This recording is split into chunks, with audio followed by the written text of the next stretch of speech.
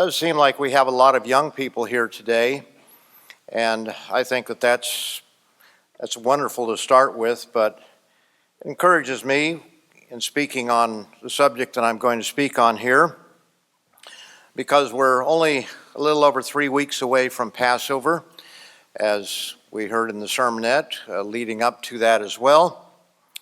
But God instructs us to examine ourselves. Notice that over in 1 Corinthians 11th chapter, 1 Corinthians 11, and I'm not going to read the whole section here, other than to say that Paul was correcting the Corinthians because they were not keeping the Passover in the proper manner. And I say in the proper manner, they were keeping it very frivolously. And sometimes the verses that we read here are kind of scary, because he says if you eat it unworthily, you bring forth damnation to yourself. But he was not talking about us being, quote, worthy enough. That was not the issue. We are all unworthy, otherwise we wouldn't be taking it. But here in verse 17, he says, "Now in giving these instructions, I do not praise you, since you come together not for the better, but for the worse." It's possible to actually come to the Passover service or to come to Sabbath services or a holy day and come together for the worse if we don't come in the right attitude and the frame of mind. But he says here in verse 28, "But let a man examine himself, and let him eat of the bread and drink of the cup. For he who eats and drinks in an unworthy manner eats and drinks judgment to himself, and not discerning the Lord's body," not comprehending what it is that we're doing. And it is very important that we understand what the Passover is all about if we're going to keep it. And of course, we must keep it if we want to be Christ's. We can't just say, okay, I'm scared, so I won't keep it. I'll play it safe, like the man who hid his mina instead of doing something with it. So in today's sermon, I'm going to briefly address how to prepare for Passover in the days of unleavened bread. But along the way, I'll address when we're to observe the Passover, because this is very important. It's important to understand when the Passover is, because it's important to understand what the next night pictures, and that, of course, is also a commanded assembly. It's not an optional thing. It's something that we are commanded to do, the night to be much observed. So let's begin by settling the question of when we are to observe Passover. And I don't know exactly when we covered this last time, but with all the young people growing up and newer people coming along, it's very important that we understand this, because the subject of when to keep the Passover has been controversial. As long as I've been in the church, and I started attending 62 years ago, it was controversial then. It's controversial from time to time. It doesn't mean every year, but it keeps coming back from time to time. And when we read the 12th chapter of the book of Exodus, it's understandable why it is a bit controversial, because Moses wrote those words, and of course for him, he knew exactly what he was talking about, and yet he condensed a lot of things in a very short space of time, just like in Genesis, the first 6 or 7 chapters, 5 chapters actually, you condense about 1,500 years or more within a very short period of time there. And so everything is not always spelled out as easily or clearly as we would like to have it spelled out. And so in the book of Exodus, in the 12th chapter, there are those who misunderstand, misread it. And so let's look at it very quickly here, because those who get all worked up about this must be the church is wrong about this, or the church is wrong about that. You know, it's interesting, in all those years of being in the church, one thing I've noticed, that when people go off on their own, forgetting that God is working through his church, it's not a matter of just accepting everything as without proof, but once we prove where God is working, we ought to have some confidence that God is going to use his ministry to lead us in the right direction, because those individuals who go off on various calendar issues, on when Passover is, when the Feast of Pentecost is. Some of these issues, sacred names, those things, they go off and they really go nowhere. And they end up really doing nothing. And very often, the very issue that took them out of the church is just a short step to being an unbeliever in God, period. I've seen that. It's been kind of shocking that somebody gets so excited about a particular issue, and then pretty soon it's not that issue. They're just off on their own little world out there, not even believing that God exists because they're all by themselves. They're rejecting what God is doing and how God is working. Now, can the church ever be wrong on some things? Absolutely. Mr. Armstrong was wrong 40 years on the day of Pentecost. But when it was shown to him from a bit of a different source than he had been looking at it, then he accepted that and he changed. And he didn't take a vote on it, he just changed. And the church changed at that time, and some people didn't accept that, and where'd they go? Basically nowhere. They stayed around for a period of time with a few hundred members, and then I guess they're still probably out there someplace, but they're not preaching the gospel to the world or anything like that. Current Jewish practice is to observe the Passover on the 15th of Nisan, the 15th day of the first month. And yet the scripture says that Passover is the 14th. Liberal teachers in the Worldwide Church of God reasoned that Passover was killed, as the Jews practice it, in the afternoon of the 14th, but then it was eaten on the night of the 15th. Now again, this could be difficult to understand because there are certain things condensed here in the 12th chapter of Exodus. But it does fly in the face of the fact that God says Passover is the 14th and the feast is the 15th. And yet they try to conflate the two. The real question comes down to, well, let's just read it here in Exodus, the 12th chapter. Verse 1, it says, "Now the Lord spoke to Moses and Aaron in the land of Egypt, saying, This month shall be your beginning of months. It shall be the first month of the year to you."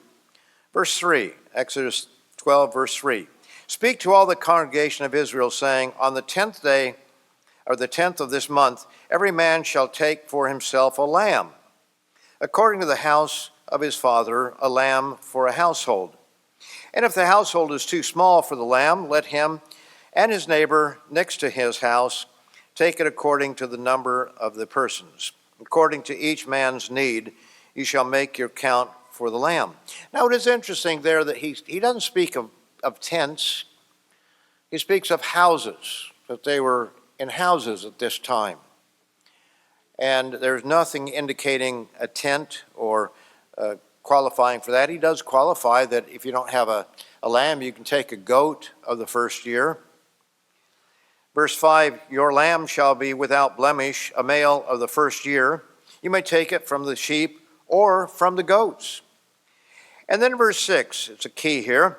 "Now you shall keep it until the 14th day of the same month. Then the whole assembly of the congregation of Israel shall kill it at twilight." Now this is the New King James Version. It says, "shall kill it at twilight." I think most of us know what twilight is. It's time when the sun sets until it gets dark. It's starting to gradually get dark. We call it dusk oftentimes. The Old King James says at evening or at even. But the expression here is ben ha-arbiyim. It means between the two evenings. Between the two evenings. Now the Jews have interpreted that to mean from the time of noon, when the sun reaches its peak and begins to set or go down until sunset. That's how they viewed it. And some of the teachers at the Worldwide Church of God during those 70s when things are being liberalized taught the same thing, that it was that period of time. We'll see that that's impossible here in just a minute, but that's the way that they view it. And so they sacrifice the lambs in the afternoon. and they do it on the afternoon of the 14th. So let's put it in terms we can understand. If last night was the beginning of the 14th, instead of sacrificing the lamb or the goat at the beginning of the day, at twilight, between sunset and dark, they would sacrifice it during the daylight portion right now, perhaps, usually around 3 o'clock in the afternoon, mid-afternoon. And then they would keep what we call the night to be observed, which really they would call the Passover, after the sun goes down. So you have this odd thing that they call the 14th the Passover, but they actually eat the Passover on the 15th. So they kill it on the 14th, but they eat it on the 15th. That's really what they teach. And yet some Jews that I have talked to really recognize that they're not really keeping the Passover. They call it Passover, but they realize it's a night to be observed, as we will learn a little bit more about that in a few moments. But they were to keep it and then kill it at twilight on the 14th.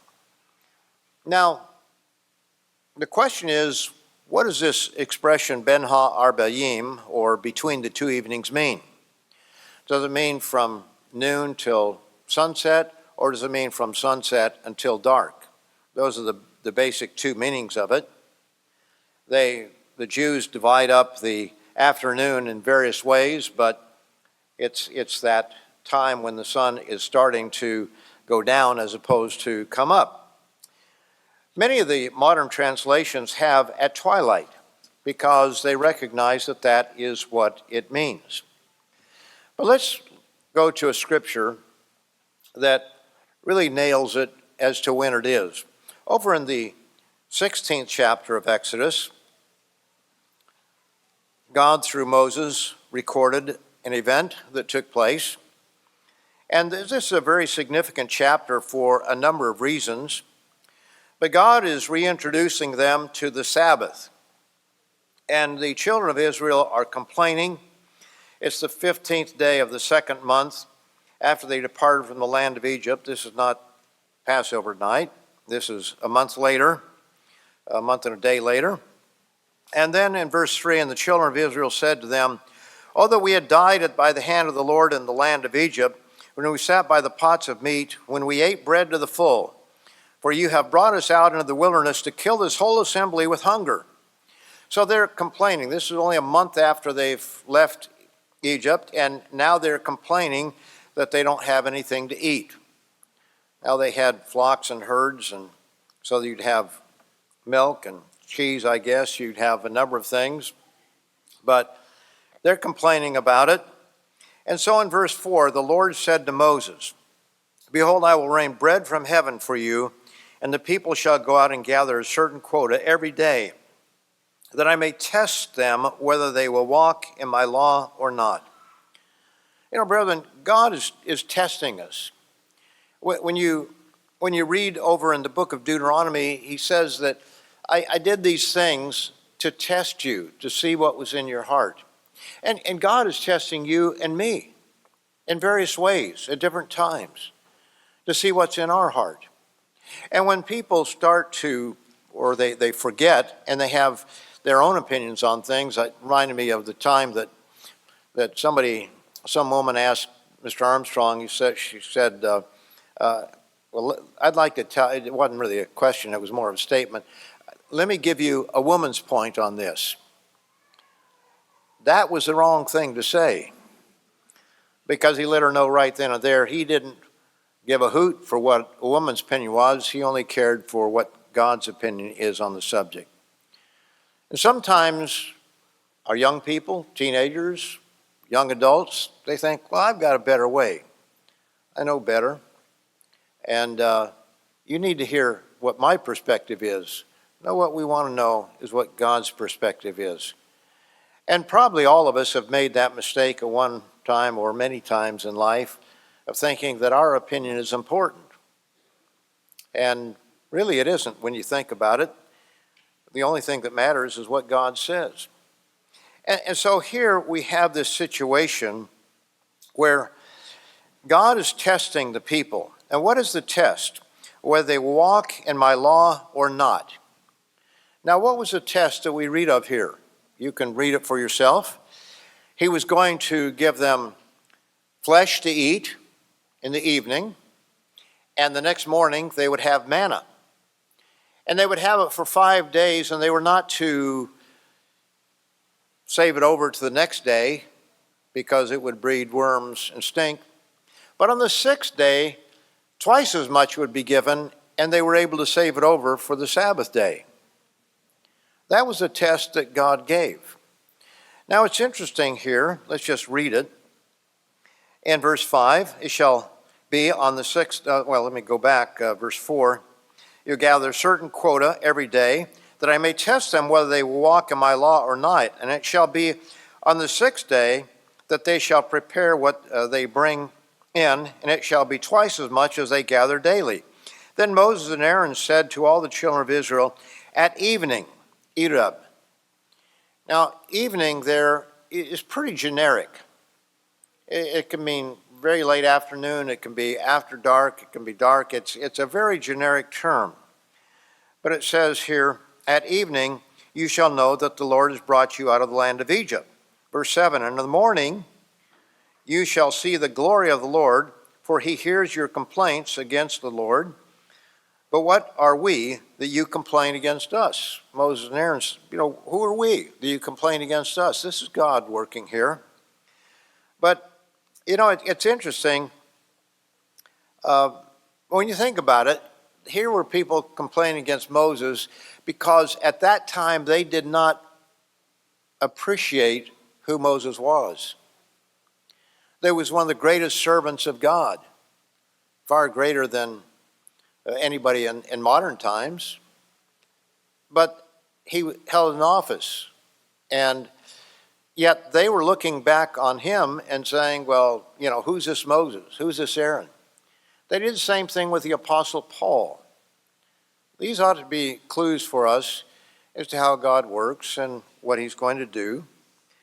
But it says, at evening you shall know that the Lord has brought you out of the land of Egypt. That's verse 6. Now verse 7. And in the morning you shall see the glory of the Lord, for he hears your complaints against the Lord. Notice they're not against Moses, but they're against the Eternal. But what are we that you complain against us? And Moses said, this shall be seen when the Lord gives you meat to eat in the evening. Again, the word Ereb. It's kind of a generic term for evening. And in the morning, bread to the full. For the Lord, or the Eternal, hears your complaints which you make against him. And what are we? Your complaints are not against us, but against the Eternal. Verse 9, then Moses spoke to Aaron, say to all the congregation of the children of Israel, come near before the Eternal, for he has heard your complaints. Now it came to pass, as Aaron spoke to the whole congregation of the children of Israel, that they looked toward the wilderness, and behold, the glory of the Lord appeared in the cloud. And the Eternal spoke to Moses, saying, verse 12, I have heard the complaints of the children of Israel. Speak to them, saying, at twilight. Now, before he's used the term Ereb or evening. Now he's saying between the two evenings. At evenings, Ben har arbeayim, you shall eat meat, and in the morning you shall be filled with bread, and you shall know that I am the Eternal your God. The Old King James is rather interesting, or maybe, no, it's not the Old King James. I think it's the Revised Standard Version. I was noticing, I checked a number of translations. It's one of those two. In Exodus, the 12th chapter, and verse 6, when it says that they are saved up till evening, it uses the term evening.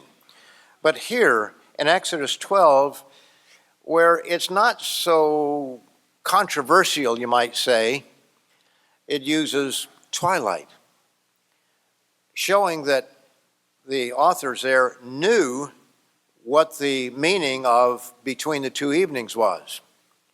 Now, how do we know whether this is in the afternoon or whether it's after sunset? Well, when you read the whole chapter, you realize that the meat would come in the evening, the quail that would come, but in the morning would come the manna. And the manna would come for 5 days, and then the sixth day there'd be twice as much, and then you have the Sabbath. So what day of the week is this that this all happened? It's very clearly, it was on the Sabbath day. And so he's saying, at twilight, this evening, after the Sabbath, it'd be like today, this evening, between the two evenings, you shall have meat to eat. And in the morning, tomorrow morning, Sunday morning, we call it, I'm going to give you manna for day number 1. Monday, day number 2, all the way down to Friday, and then the Sabbath day. And when the people went out on the seventh day, he rebuked them for not keeping his law.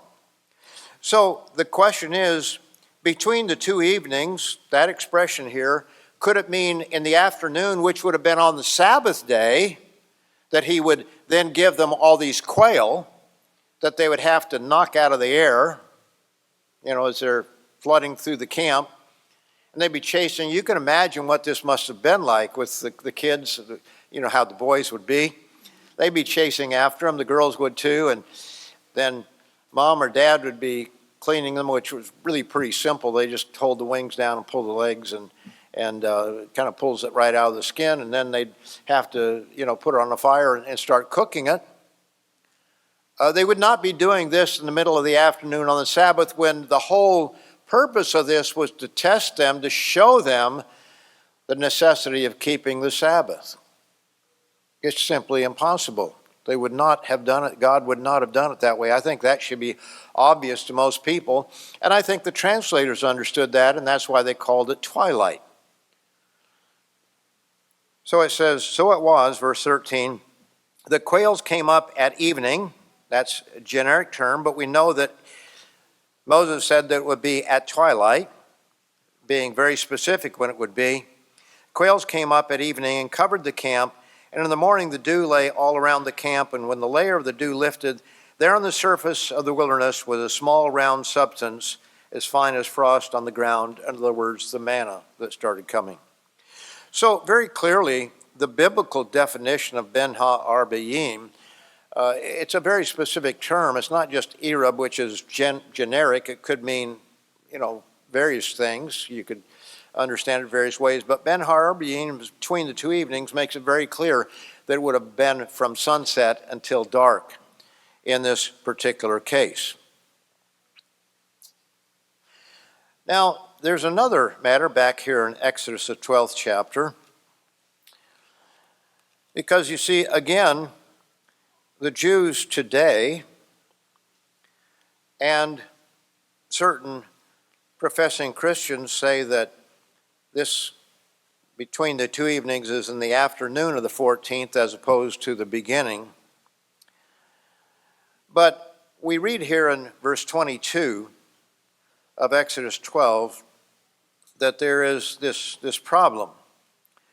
It says, and you shall take a bunch of hyssop, dip it in the blood that is in the basin, and strike the lintel and the two doorposts with the blood that is in the basin, and none of you shall go out of the door of his house until morning. Now I remember that it was explained by some of those who went off the rail that they didn't have to stay in all night long. We think of morning as 12:01. That's not how they counted time back then. Actually, they divided the night into 4 different periods of time, as you see from the New Testament. But the word here is boker, and it means when it starts to get light. The reasoning was that, once the death angel, or the angels of death, came through and slew all the firstborn, there was no need to stay in any longer. But that's not what the scripture says. It says, none of you shall go out of the door of his house until morning. Now, if God told you, don't go out of the house until morning, and you hear all this crying of people dying in houses nearby, would you test and go out? I don't think so. I think most of us would want to stay in. Now, some have said that, Moses and Aaron went out. Let's read that. Down in verse 29, it came to pass at midnight that the Lord struck all the firstborn in the land of Egypt, from the firstborn of Pharaoh who was on his throne to the firstborn of the captive who was in the dungeon. Now when it says midnight, does that mean 12 o'clock midnight, or in the middle of the night sometime? We don't know for sure, but sometime in the middle of the night. So Pharaoh rose in the night, he and all his servants and all the Egyptians, and there was a great cry in Egypt, for there was not a house where there was not one dead. Then he called for Moses and Aaron by night and said, Rise, go out from among my people, both you and the children of Israel, and go serve the Lord as you have said. So the idea is that here he called for Moses and Aaron, and I don't remember on the Ten Commandments movie, it may show them going there, I can't remember. But the idea is that Moses and Aaron then went to see Pharaoh, and Pharaoh told them, get out of here. Take all of your flocks, take everything with you, go away. But is that what happened? When it says call for them, it is a very specific word, but without getting into the Hebrew, let's go back to Exodus, the 10th chapter, Exodus 10. This is where we have the darkness that descended upon Egypt, and so Pharaoh called for Moses again. In verse 24, Exodus 10:24, then Pharaoh called to Moses and said, Go, serve the Lord, only let your flocks and your herds be kept back. Let your little ones also go with you. But Moses said, You must also give us sacrifices and burnt offerings that we may sacrifice to the eternal our God. Our livestock also shall go with us. Not a hoof shall be left behind. There was no compromise here. For we must take some of them to serve the eternal our God, and even we do not know with what we must serve the eternal until we arrive there. But the eternal hardened the heart of Pharaoh, and he would not let them go. Verse 28. Then Pharaoh said to him, Get away from me. Take heed to yourself, and see my face no more. For in the day that you see my face, you shall die. Now, Pharaoh goes back on his word all the time, so that doesn't mean a whole lot, does it? But notice verse 29. So Moses said, You have spoken well. I will never see your face again. Did Moses tell the truth? Did he know what the score was? The 11th chapter is a little bit hard to understand because it gives a little bit of context to everything at this point in time. And then it continues after verse 29. Moses didn't leave instantly. He had a little bit more to say. Then Moses, verse 4, said, Thus says the Eternal, About midnight I will go out into the midst of Egypt, and all the firstborn in the land of Egypt shall die. From the firstborn of Pharaoh, who sits on his throne, even to the firstborn of the female servant, who is behind the handmill, and all the firstborn of the animals. Then there shall be a great cry throughout all the land of Egypt, such as was not like it before, nor shall be like it again. But against none of the children of Israel shall a dog move its tongue, against man or beast. That you may know that you, Pharaoh, you may know that the Eternal does make a difference between the Egyptians and Israel. And all these your servants, notice, all these your servants shall come down to me and bow down to me, saying, Get out, and all the people who follow you. After that I will go out. Then he went out from Pharaoh in great anger. So, you see, he kind of takes a break in there, and then we pick up the story when he says that you've rightly said, I will never see your face again. Then he tells Pharaoh a little bit more. And Moses at this point is angry as well, because it says he went out with great anger. So what we find here is that the servants of Pharaoh did come, and they told him to get out.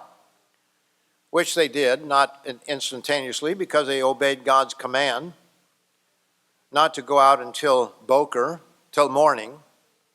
And by the way, you can do a word study on that, the subject, the word that is translated for morning, and you will never find a single incident where it means in the middle of the night. It always means when it's starting to get light or it is light. It can be, well, it's still, kind of twilight. It's just dawn, we might say, where it's not quite light yet. For example, the closest place that you could find of it using the expression to mean before it's light would be over in the book of Ruth. And Ruth lays down at the feet of Boaz, and he says, stay here until morning. And when did she leave? Well, if he meant morning, that could be in the middle of the night, if we take that definition of it. What we see is that she leaves very early before one could discern who it was that they were seeing. So in other words, it's getting light. It's light enough for her to see where she's going and everything like that. But it's not so light that you could easily distinguish or notice who somebody was.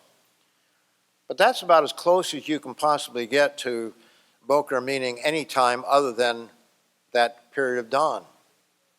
And even there, it's very clear that that's the context. That's what it means there. So they were told not to leave until morning. And so when they kept the Passover, they could not leave until the morning of the 14th. And then we find that they left Egypt at night, which means they left the next evening, the next night. And they were traveling to Ramses, where they had to leave from. The idea that they all went to Ramses because he had them all organized and ready to go, and half of them were in tents. It says, houses. It's talking about where they were at the time. Now let's look at Exodus 12 and verse 35. Because here, they had a couple jobs to do. The first was that any of the meat that was left over, including the bones, had to be consumed in a fire. They had to, anything that they did not eat during that night, they had to burn in the morning. And they also, in verse 35, says, now the children of Israel, it says, had done according to the word of Moses, and they had asked from the Egyptians articles, silver, articles of gold, and clothing, and the Lord had given the people favor in the sight of the Egyptians. Now that's how it's often translated in some of the translations, had given, as though it was past tense. But the old King James is a little bit more accurate on this. It says they did what they were told to do. I was reading one source today, and it really points out, it might be the one I've got here in Josephus, that they spoiled the Egyptians after the death angel came through, after the Passover, in other words. And that makes perfect sense, both from a grammatical perspective here, or the tense of the verbs, but also the context of it. Why would the Egyptians just give them everything? They go over to their neighbor and say, hey, I want all these things. The darkness is now light, that ninth plague, and it's not borrow. Every commentary says it wasn't borrow or lent, but to spoil the Egyptians to get what they were to, their wages for the time that they'd been there.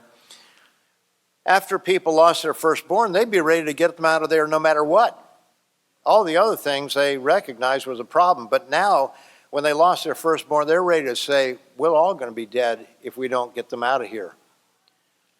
And so just the context of it indicates that they did that. So they had to burn whatever was left over. They had to quickly gather up their possessions, which could have been done partly in advance, but then they had to spoil the Egyptians, which meant going throughout the neighborhood or maybe over the next town because of we don't know all the circumstances, how they lived, but the Israelites pretty much lived separately from the Egyptians, and so they had to spoil them. That took time. They had to get to Ramses, which was several miles away for some of them, and it was from Ramses that they leave. Now let's take a look at some other references as to when Passover is and when the days of unleavened bread begin. Let's look at Leviticus 23. Leviticus 23 and verses 4 to 6. It says, "These are the feasts of the eternal, holy convocations, which you shall proclaim at their appointed times." Leviticus 23, verse 5. "On the 14th day of the first month at twilight is the Lord's Passover. And on the 15th day of the same month is the feast of unleavened bread to the Lord. 7 days you must eat unleavened bread." Well, that's pretty straightforward, pretty clear. Let's notice Numbers, the 28th chapter, beginning in verse 16. Numbers 28 and verse 16. It says, "On the 14th day of the first month is the Passover of the eternal. And on the 15th day of this month is the feast. Unleavened bread shall be eaten for 7 days. And then the first day is a holy convocation, and the seventh day, in verse 19, is also it goes down to whichever one it is, whichever verse you can read through there. But the first day and the last day, day 1 and day 7, are holy convocations. Let's notice, for example, over in Numbers 33. Numbers 33 and verse 5. It says, "Then the children of Israel moved from Ramses and camped at Succoth." Well, verse 3 actually is what I want. 33, verse 3, it says, "They departed from Ramses in the first month on the 15th day of the first month. On the day after the Passover, the children of Israel went out with boldness in the sight of all the Egyptians." So on the 15th day, they began their journey out, and they're going that night and on into the daylight portion, no doubt. And the Egyptians are still burying their dead at that time. It took them a little while to get out of Egypt. They didn't just instantly leave Egypt. They instantly left for that, but it took them time. I'd like to go to Numbers, the 9th chapter, and let's see what the children of Israel did in the next year, the second year, how they kept the Passover. Because again, the idea that has been promoted is that they killed the Passover lamb on the 14th, but they ate the lamb and all the bitter herbs and the unleavened bread and all that sort of thing was done on the 15th. But here in Numbers, the 9th chapter, it says, "The Lord spoke to Moses," verse 1, "in the wilderness of Sinai, and the first month of the second year, after they had come out of the land of Egypt, saying, Let the children of Israel keep the Passover at its appointed time." A very specific time there. "On the 14th day of this month at twilight, you shall keep it at its appointed time. According to all its rites and ceremonies, you shall keep it." Now, they didn't have to take blood and put it on their tents. There's no indication of that. That was, the first, it was done at the very beginning. But the point is that it says, "In all of its ceremonies, you shall keep it." So killing the Passover is only part of the evening. Eating unleavened bread, bitter herbs, and so forth is also a part of it. It says, "According to all its rites and ceremonies, you shall keep it." So Moses told the children of Israel that they should keep the Passover. And they kept the Passover when? Verse 5, on the 14th day of the first month at twilight, in the wilderness of Sinai, according to all that the Eternal commanded Moses, so the children of Israel did. Now we find this unusual circumstance. There are certain individuals who were defiled by a human corpse so that they could not keep the Passover on that day. And they came to Moses and Aaron that day, and they said, well, we were not able to keep it because of this ceremonial defilement that they had. And they wanted to know, they wanted to be able to keep the Passover. They were keeping it, they were looking forward to it. They wanted to keep the Passover. And so verse 8, Moses said to them, stand still that I may hear what the Eternal will command concerning you. So verse 9, the Eternal spoke to Moses, saying, speak to the children of Israel, saying, if any one of you or your posterity is unclean because of a corpse, or is far away on a journey, that would be for time in the future, he may still keep the Lord's Passover. Verse 11, on the 14th day of the second month at twilight, they may keep it. Now notice that the keeping of it involves they shall eat it with unleavened bread and bitter herbs. They shall leave none of it until morning, nor break one of its bones. According to all the ordinances of the Passover, they shall keep it. So we find that the Passover isn't just the killing of the lamb, and then everything else is not the Passover. We call it the Passover because of all that's involved in it. He says, but the man who is clean and is not on a journey and ceases to keep the Passover, that same person shall be cut off from among his people, because he did not bring the offering of the Eternal at its appointed time, that man shall bear his sin. Now this is very important, brethren, because every once in a while you run into individuals that take keeping the Passover lightly, that think, well, I'll just keep the second Passover for some frivolous reason. Now, there are reasons. If you're over in the Middle East right now and can't get a plane out, for the next month, that could be a very good reason to keep the second Passover. There are circumstances. Sometimes we have people who get sick and they can't come to keep the Passover, but they can keep it a month later. As we read here in the 9th chapter, on the second month, on the 14th day of the month, they can keep the Passover. But he points out that the one who is clean, in other words, he's not defiled, he's not sick, or he's not ceremonial unclean as it was back then, doesn't apply to us in the same way today, but the principle is definitely there, and doesn't keep it. He says he's going to be cut off from his people. I heard a story sometime years ago that there was a couple that never made the first Passover. I think they didn't like to do the foot washing. And so they would always come to the minister and ask him if they'd keep the second Passover. Now, sometimes we give instructions for some people, they won't be able to keep the first or second. They're shut-ins in such a situation where they can keep it at home. But you see, when we decide that we're not going to do it the way God tells us or when God tells us, that becomes an issue and a problem.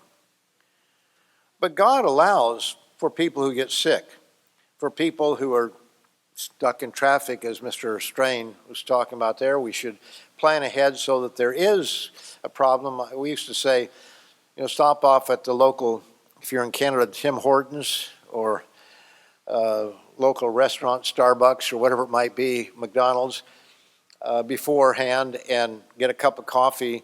If it's close by, that way you know that you're going to be there. It's better to be there early.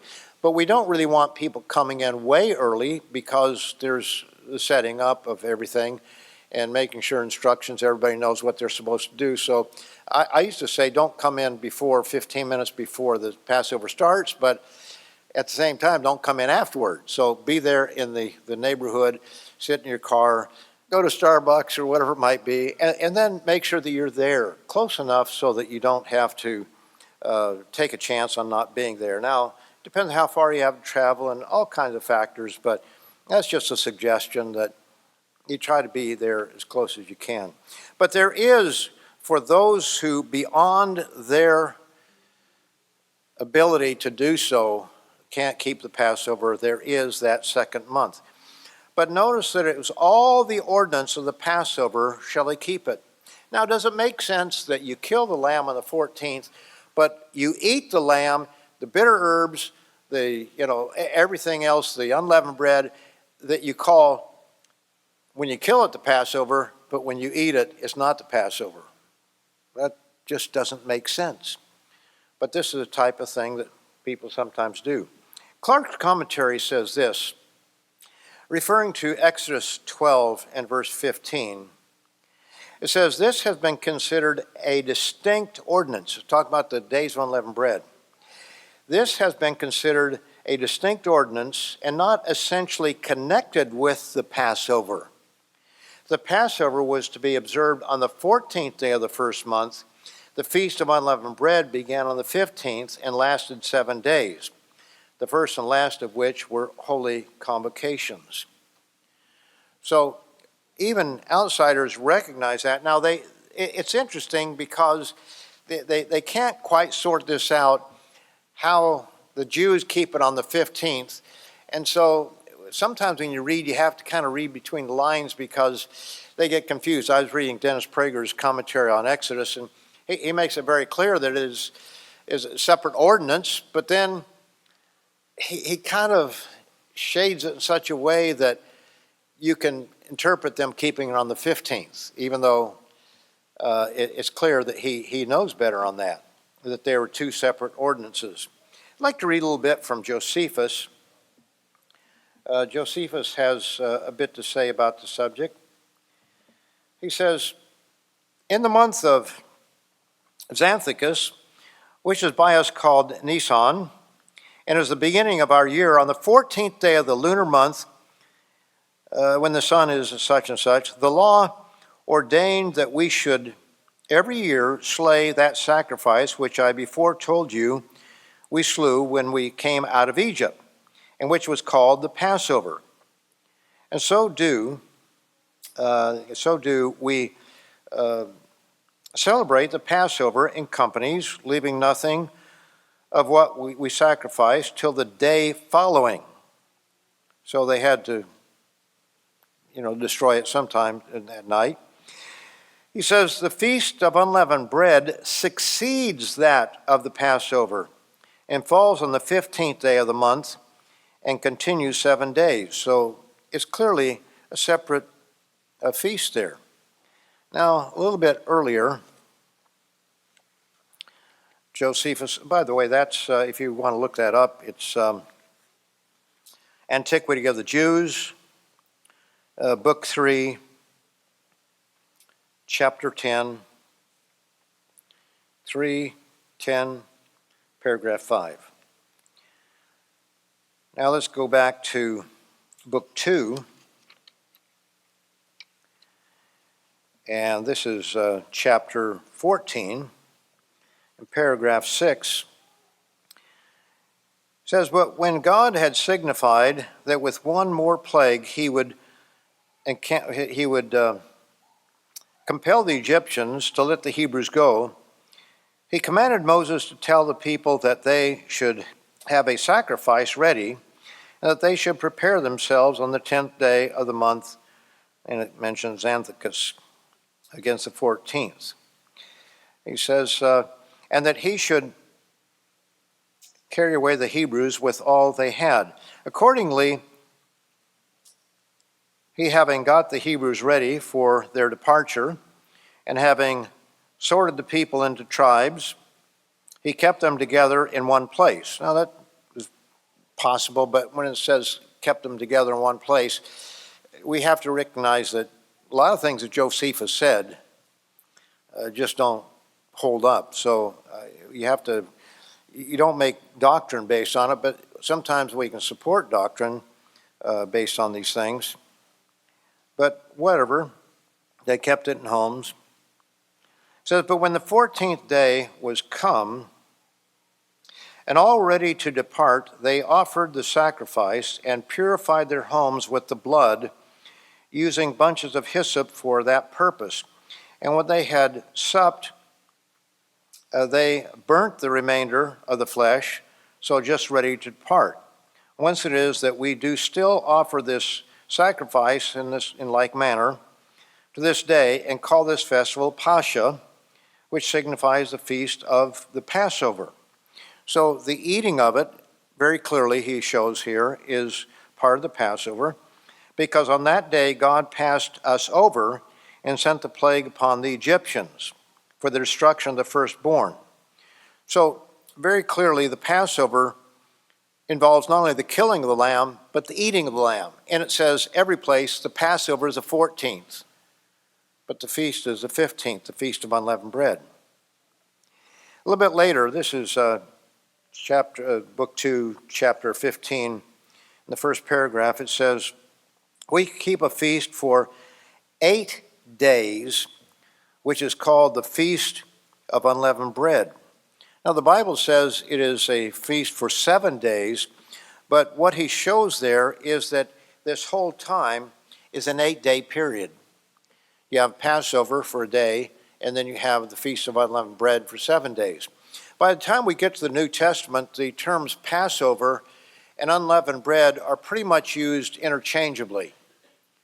Remember that Jesus went up to Jerusalem to keep the Passover, and when the days were completed, obviously the days of unleavened bread, and then we'll see another verse, or we can look at another verse where it kind of refers the whole time period, that whole period, and even including perhaps the time of the preparation for it. So let's go back to Exodus 12. Exodus 12.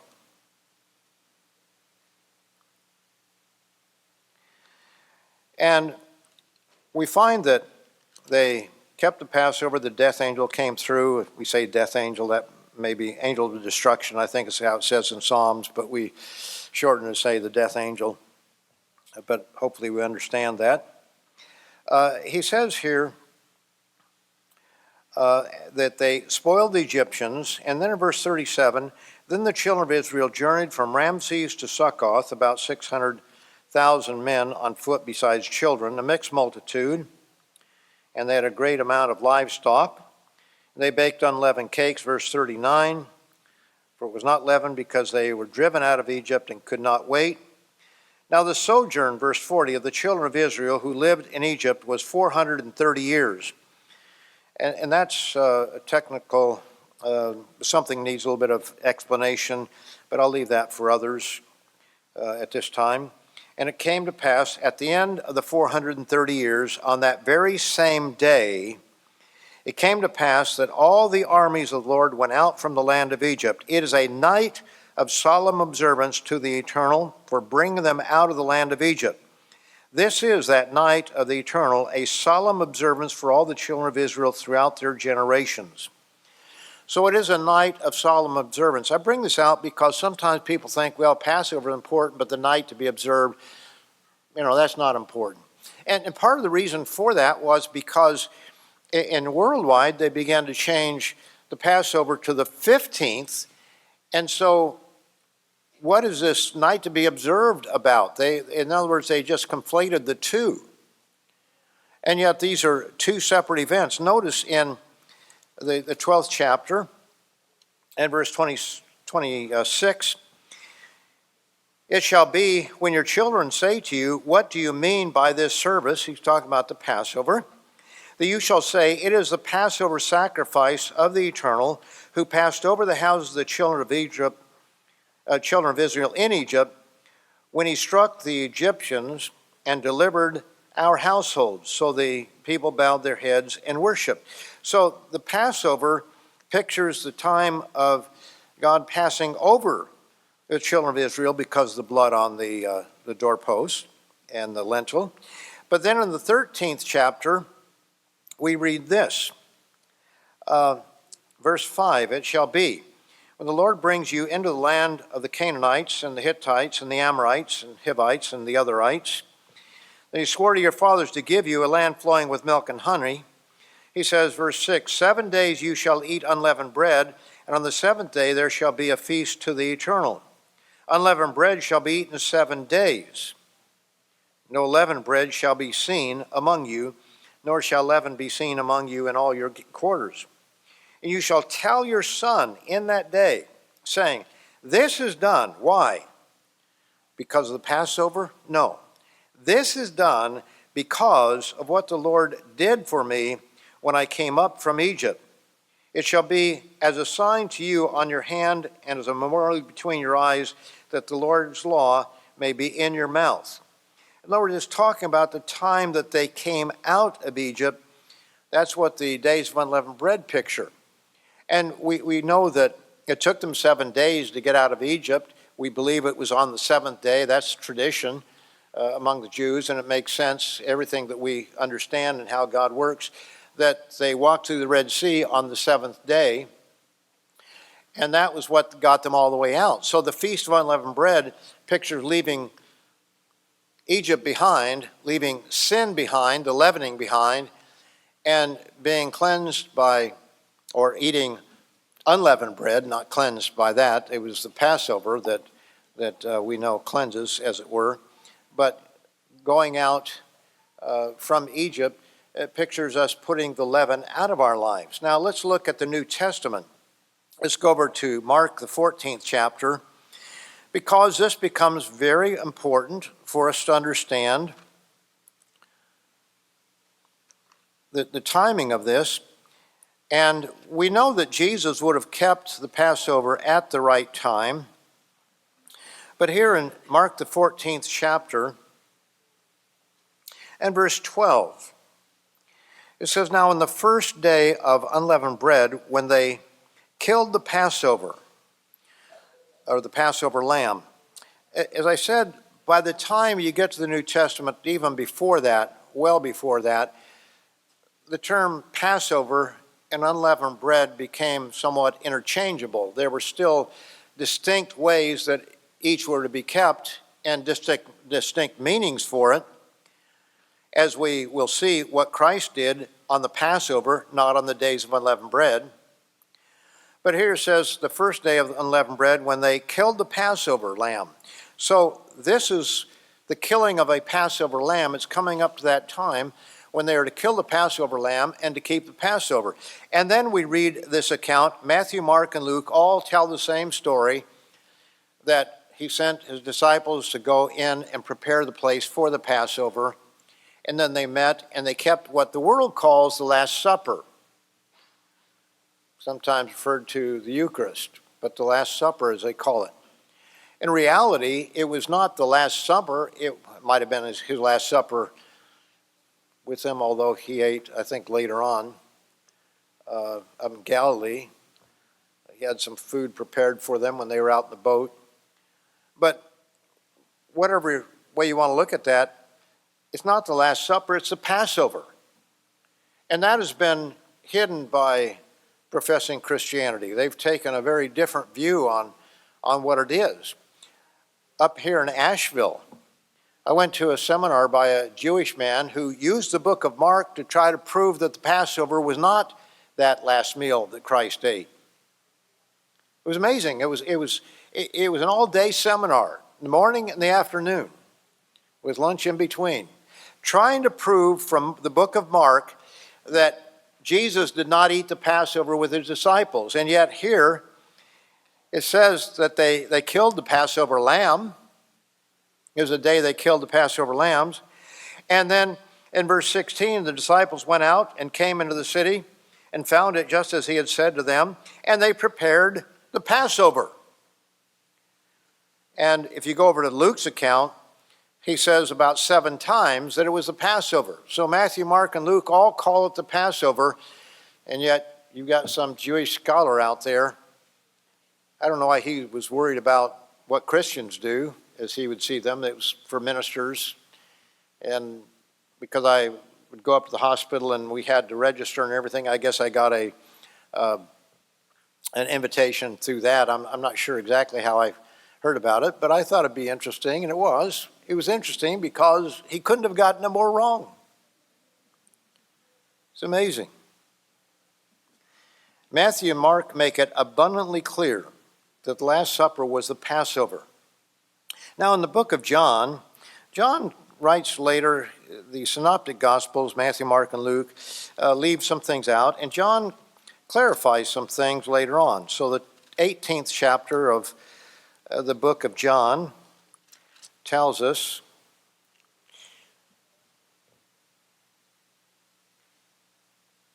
in verse 28, says, "Then they led Jesus from Caiaphas to the praetorium, and it was early morning." So this was on the night of the Passover. This is the 14th.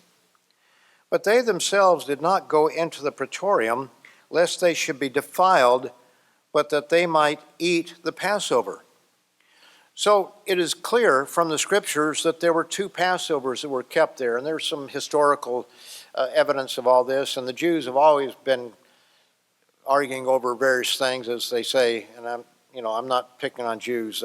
Christ was a Jew, so please understand. But if you have two Jews, you have three opinions, as they say, because they're very opinionated about things, very brilliant in many ways, but when it comes to the scriptures, sometimes they're lacking. And so here, they did not go in because they wanted to keep the Passover. They were keeping it a day later. Today, they keep it 2 nights. They keep it on the 15th and they keep it on the 16th. Back then, apparently they kept it on the 14th because Jesus kept it on the 14th, because as we read there in the 19th chapter and verse 31, John 19:31, "Therefore, because it was a preparation day that the bodies should not remain on the cross on the Sabbath, for that Sabbath was an high day." That's something I think we all know. The Jews asked Pilate that they might break his legs and so forth. So very clearly, this was leading up to a high day, and please, if you have any questions on it, read the booklet on Easter, the Untold Story. It goes into the chronology of all of this, and it's certainly a very good supplement for this, on this subject. It's evident that there were 2 different days on which the Jews kept the Passover, but Jesus kept it before the holy day, the day before the holy day, the high day. He would have kept it on the 14th. And that tells us when we should keep it. You know, the night to be much observed is meaningless if you think that Passover was the 15th in the Old Testament, because some said, well, we keep it at the right time in the New Testament, but we're not sure about the Old Testament. No, we're sure about the Old Testament. And I will say this, that it can be a very confusing subject, because there are places that it would seem like it's talking about that same night. It's all condensed there. But when you look at all the evidence is clear. Now Christ was our Passover for us. 1 Corinthians 5:7. I won't take time to turn there. But it says, "For even Christ our Passover was sacrificed for us." So Jesus Christ is our Passover. And over in 1 Peter, the first chapter, 1 Peter 1, very important passage here.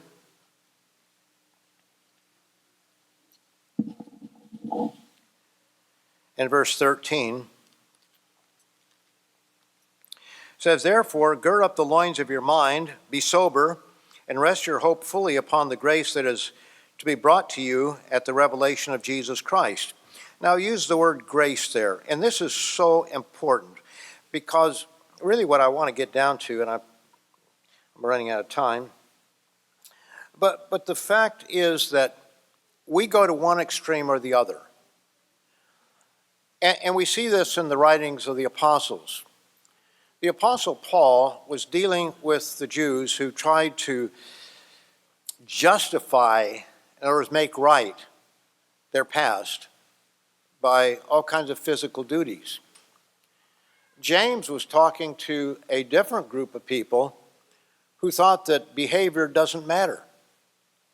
I often say that Paul talked to the Catholics and James talked to the Protestants.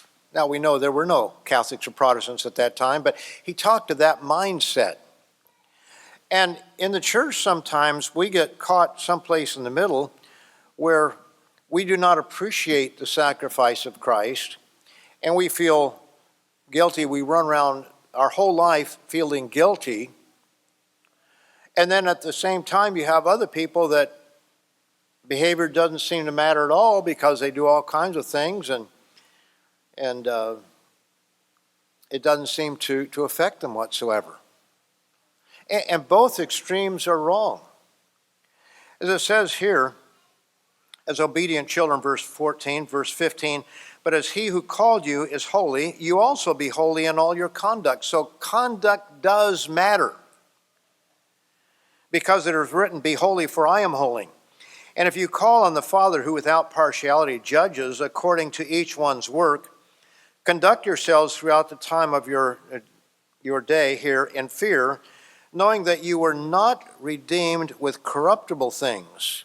There's a certain fear or respect or appreciation for the fact that we were redeemed from death, not with corruptible things like silver or gold or from your aimless conduct received by tradition from your fathers, but with the precious blood of Christ, as of a lamb without blemish and without spot. So we need to understand the significance of the Passover, that he has redeemed us. He has paid the price for our sins. When we sin, we can't go back and undo it. We can beat up on ourselves, but that won't undo it. It's kind of like I can feel badly enough to where it's in the past. Or some people think that, okay, if a long enough period of time goes by, it's somehow forgotten. No, there's only one way, and that's through the blood of Christ and faith in that blood and accepting his grace. That's what we must do. But at the same time, the days of unleavened bread tell us that conduct does matter. We have to put sin out of our lives. We must be growing. We must be changing. But God never intended for you and me to walk around with this cloud of guilt hanging over us, because we're all guilty of sin.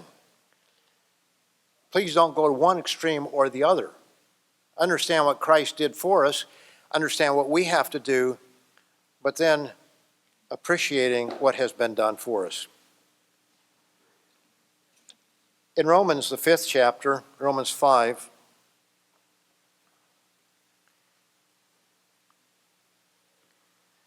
we read here in verse 8. It says, but God demonstrates his own love toward us in that while we were still sinners, Christ died for us.